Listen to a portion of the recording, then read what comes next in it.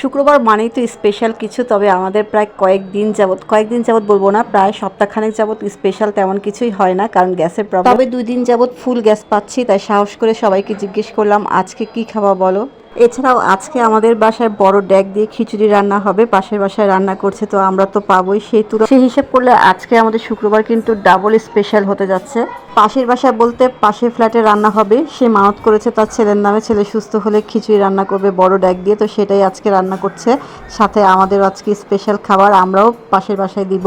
তো এরকম চিন্তা ভাবনা করেই কিন্তু আমরা শুক্রবার স্পেশালটা রান্নাবান্না করি, যাতে সবাই মিলে একসাথে খেতে পারি। আমি আমার জায়ের বাসায়ও দিই, সেও রান্না করলে দেয়।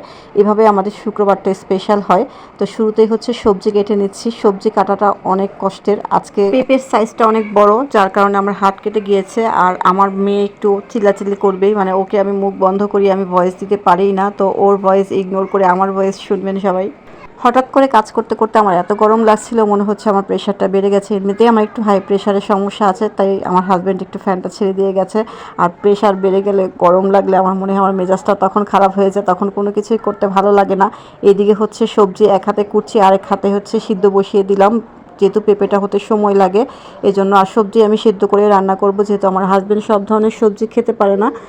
একটু সেদ্ধ করে পানিটা ফেলে দিলে হয়তো খেতে পারবে, কারণ যাদের ক্রিটিনাইন একটু বাড়তির দিকে আছে তারা কিন্তু সব ধরনের সবজি খেতে পারেন না। অন্যান্য দিনগুলোতে নাস্তা একটা নির্দিষ্ট টাইমে করা হলেও ছুটির দিনে কিন্তু নাস্তার কোনো নির্দিষ্ট টাইম থাকে না। এখন 4 পিস পাউরুটি ভেজে দেবো আমার ছোট কন্যাকে, সে দাঁড়িয়ে আছে, যতক্ষণ না দিব ততক্ষণ কানের সামনে ঘ্যান ঘ্যান করতে থাকবে, কিছু না কিছু নিতে থাকবে। এই কারণে আমি 4 পিস পাউরুটি ভেজে ওকে আগে রান্নাঘর থেকে বিদায় করে নেব। যে কোনো স্পেশাল রান্নায় যদি একটু মনোযোগ পাওয়া যায় তাহলে কিন্তু রান্নাটা অনেক সুন্দর হয়, কিন্তু আমি সেই মনোযোগটাই পাই না, শুধুমাত্র আমার এই মেয়েটার জন্য।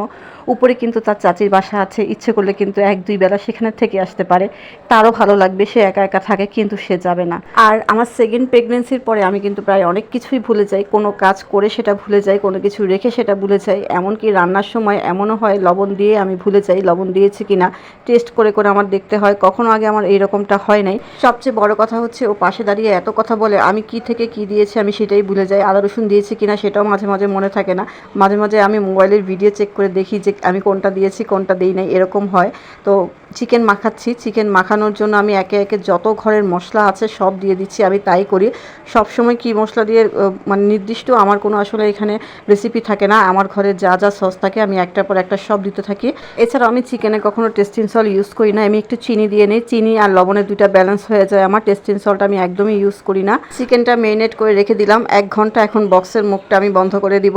এখন আমি অন্য কাজ করব। চিকেনটা মাখিয়ে রাখলাম, অনেক বড় একটা কাজ আমার মনে হয় শেষ। এখন আমি পোলা চালটা 50%-এর মতো সেদ্ধ করে ঝুড়িতে ছেঁকে ঠান্ডা হতে দিব, কারণ চালটা ঠান্ডা থাকাটা খুব দরকার। ঠান্ডা চালটা দিয়ে ফ্রাইড রাইস রান্না করলে কিন্তু ফ্রাইড রাইসটা ঝরঝরে হয়। এবার পেঁয়াজ কেটে নিব, মানে টুকিটাকি কাটাকুটিও করছি, আবার চুলায় রান্নাও করছি, 2 কাজ একসাথে করছি। মাঝে মাঝে মনে হয় আমি অনেক রান্না করতে করতে এক্সপার্ট হয়ে গেছি। আগে মনে হতো মানুষ একসাথে 2 কাজ কিভাবে করে, চুলায় রান্না থাকে আবার কাটাকুটিও করে, কিন্তু এখন নিজে করতে করতে অভ্যস্ত হয়ে গেছি।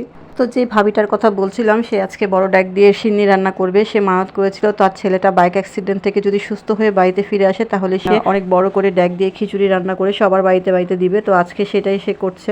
তো আমার হাজবেন্ড তো নামাজ পড়ে এসে বলছে তাহলে খিচুড়ি তো আমরাও পাবো। আমি বললাম হ্যাঁ, সবাই যেহেতু পাবে আমরাও তো পাবো। বলে অনেক দিন ড্যাগের খিচুড়ি খাই না। আসলে ড্যাগের খিচুড়ি কিন্তু অনেক মজা হয়, কারণ অনেক সবজি, অনেক চাল ডাল একসাথে বেশি করে রান্না করা হয়, আর সেই খিচুড়িটা মজাও হয়। লার্কি চুলায় রান্না করা হয়, লার্কি চুলায় একটা ধোয়া ওঠা গন্ধ থাকে, খেতে কিন্তু খুব ভালো লাগে। আর আমার প্রথম যে রান্নাটা শেষ হয়েছে, মানে আমি আলাদা করে কড়াইতে একবার করে রান্না করছি, এই কালো কড়াইটাতে আমি কয়দিন ধরে ডিম ভাজা করতে করতে এত তেলতেলা করছি যে খুব সুন্দর করে আমার ফ্রাইড রাইস হয়েছে। তো এই প্রথম প্লেটটা আমি তৈরি করেছি সেই অসুস্থ ছেলেটাকে দেওয়ার জন্য। ও কিছুদিন আগে ফ্রাইড রাইস খেতে চেয়েছিল, তো ওর মা তো রান্না করতে পারে না, কিনে এনে খাইয়েছিল, তখন সেটা তার কাছে ভালো লাগে নাই, এজন্য আমি একটু বেশি করে ওকে দিলাম। অসুস্থ মানুষ খেয়ে হয়তো টেস্ট পাবে বাসার রান্না। আর 1 প্লেট দিলাম আমার জায়ের জন্য।